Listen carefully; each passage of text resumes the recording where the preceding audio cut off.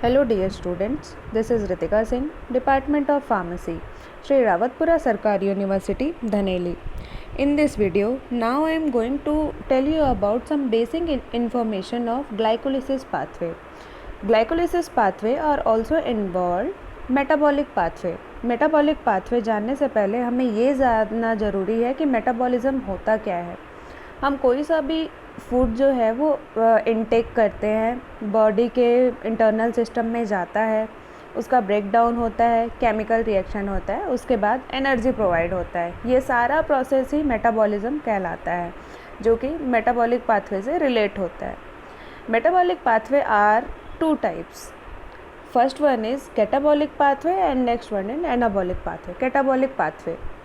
These are involved in oxidative breakdown of larger complexes. Means जो larger complexes होते हैं food को, उसको ब्रेक डाउन का काम करते हैं और ये प्रोसेस कैटाबॉलिक पाथवे के अंदर होता है.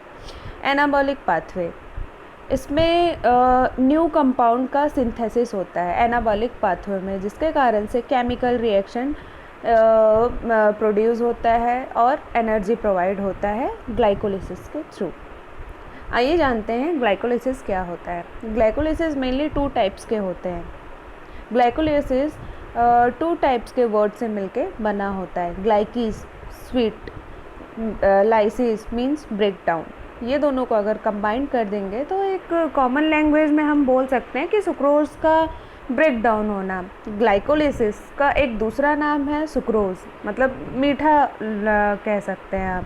जैसे कि आप जानते हैं कि आप आलू अगर खाते हैं तो हल्का स्वीटनेस रहता ही है उसमें. आलू हो गया, चावल हो गया, तो ये सारा इसमें सारी चीज़ें ग्लूकोज पाए जाते हैं आलू में और चावल में.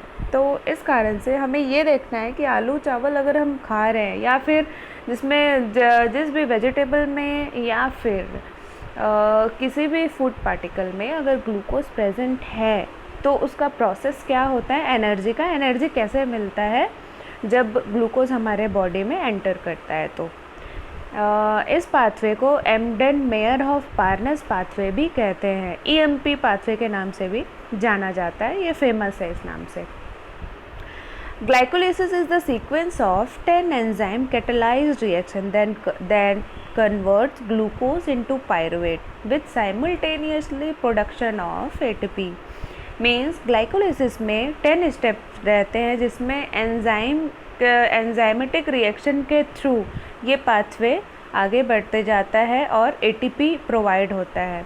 आप स्टेप बाय स्टेप इस वीडियो में देखेंगे कि ATP कौन कौन से स्टेप में प्रोवाइड होता है ग्लाइकोलिसिस साइकिल में.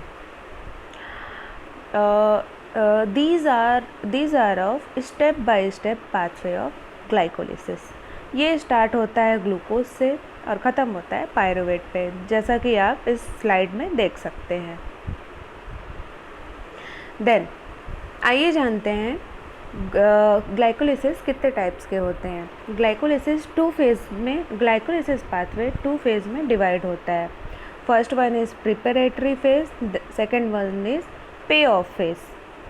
प्रिपरेटरी फेज मीन्स 1 से लेके 5 तक का जो फेज़ है, मतलब इनिशियल फेज़ है, स्टार्टिंग फेज़ है, उसको प्रिपरेटरी फेज बोला जाता है. Then next one is pay off phase. इसमें नेक्स्ट जो स्टेप रहते हैं 5 के बाद 6 to 10 वो पे ऑफ फेज में आते हैं, मतलब लास्ट के जितने भी हैं वो प्रोसेस होते हैं. और आपको मैं ये बता देना चाहती हूँ कि प्रिपरेटरी फेज में ATP जो है वो प्रोड्यूस होता है, मतलब जैसे कि ATP ADP बनाता है, मीन्स एनर्जी का प्रोसेस होता है. लेकिन पे ऑफ फेज में एनर्जी हमको मिलता है बॉडी में. तो दोनों में ये थोड़े बहुत डिफरेंस है. Step wise explanation of glycolysis cycle. Step first, phosphorylation. Glucose is phosphorylated by ATP. Means जो सबसे पहला स्टेप है फॉस्फोराइलेशन वाला स्टेप है, जिसमें आप देख सकते हैं हेक्सोकाइनेज एंजाइम के प्रेजेंट में ग्लूकोज ATP से ADP में रिवर्स होकर ग्लूकोज 6 फॉस्फेट बनाता है. फॉस्फोराइलेशन का मतलब ही यही होता है कि फॉस्फेट ग्रुप जो रहता है वो ग्लूकोज से जुड़ जाता है, जिसके कारण से एनर्जी प्रोवाइड होता है। ये इरिवर्सिबल रिएक्शन रहता है। इरिवर्सिबल मीन्स इसको रिवर्स नहीं किया जा सकता है। अगर ग्लूकोज है तो ग्लूकोज से ग्लूकोज 6 फॉस्फेट ही बनेगा, और ये रिएक्शन एक के बाद एक आगे ही बढ़ते चले जाएंगे, ये रिवर्स नहीं हो सकते हैं। Next one is isomerisation. In the presence of enzyme phosphoglucoisomerase, glucose 6 phosphate converted to fructose 6 phosphate. ये वाला जो स्टेप है, सेकेंड स्टेप है आइसोमराइजेशन का, ये रिवर्सिबल स्टेप है, मतलब ये रिवर्स हो सकता है। फ्रक्टोज 6 फॉस्फेट ऊपर भी जा सकता है और ग्लूकोज 6 फॉस्फेट नीचे आ सकता है। अगर लेकिन ऊपर नीचे अगर होगा तो एटीपी जो रहेगा वो भी घटता और बढ़ता जाएगा। Third step is phosphorylation. In the presence of enzyme फॉस्फोफ्रक्टोकाइनेज, फॉस्फोफ्रक्टोकाइनेज enzyme के प्रेजेंस में फ्रक्टोज 6 फॉस्फेट एटीपी से एडीपी बनाकर फ्रक्टोज 1,6 बिस फॉस्फेट में कन्वर्ट हो जाता है। Fourth one step is breakdown.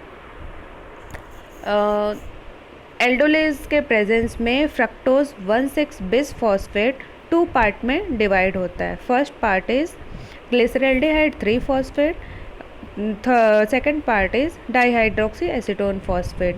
और ये दोनों प्रोसेस के बीच में कौन सा एंजाइम रिएक्ट करता है? ट्राइयोस फॉस्फेट आइसोमरेज, जिसके कारण से एटीपी प्रोड्यूस होता है। Isomerization reaction step 5। In the presence of enzyme triose phosphate isomerase, glyceraldehyde 3 phosphate converted to dihydroxy acetone phosphate। ये स्टेप भी रिवर्सिबल है, मतलब ये रिवर्स हो सकते हैं, ये रिवर्सिबल स्टेप कहा जाता है।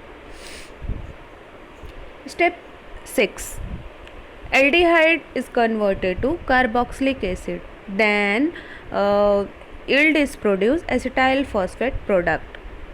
रिजल्टेड रिएक्शन, ये स्टेप 6 का ही रिजल्टेड रिएक्शन है, मतलब इसका रिजल्ट किस टाइप से आता है। In the presence of enzyme glyceraldehyde 3 phosphate dehydrogenase, glyceraldehyde 3 phosphate converted to 1,3 bis phosphoglycerate. Step 7, in the presence of enzyme phosphoglycerate kinase 1,3 bis phosphoglycerate converted to 3 phosphoglycerate। ये इस step में थोड़ा सा ऑपोजिट होता है। ये सबसे पहली बात, ये इरिवर्सिबल स्टेप है, मतलब ये रिवर्स नहीं होता है। लेकिन मैंने जैसा कहा था, प्रिपरेटरी फेज़ में एटीपी से एडीपी बनता है, मींस एटीपी जो है वो प्रोड्यूस होता है, मतलब एटीपी बनने का काम होता है। लेकिन पे ऑफ फेज में हमको एटीपी मिल जाता है, मतलब एनर्जी मिल जाता है। अब आप ही देखिए, जैसे एडीपी प्रोसेस होके 2 एटीपी बनाया। Step 8, in the presence of enzyme phosphoglycerate mutase 3 phosphoglycerate converted to 2 phosphoglycerate.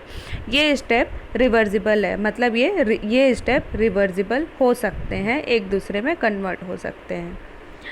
Step 9, in the presence of enzyme enolase 2 phosphoglycerate converted to phosphoenol pyruvate.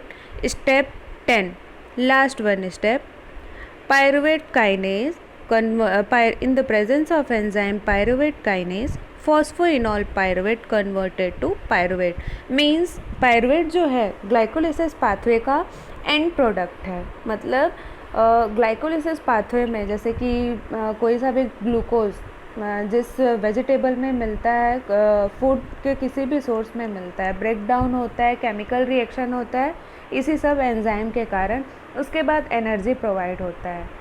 तो पायरुवेट का एक बहुत इम्पॉर्टेंट रोल रहता है। मींस ग्लूकोज अगर आपने इनटेक कर लिया और आपका ग्लूकोज अगर पायरुवेट में कन्वर्ट हो गया, तो वो पायरुवेट में कन्वर्ट होते होते उसके बीच में जो एटीपी मिलता है उसी से आपको एनर्जी प्रोवाइड होता है।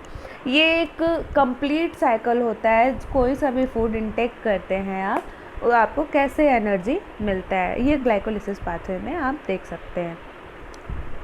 Thank you so much for watching. Thank you.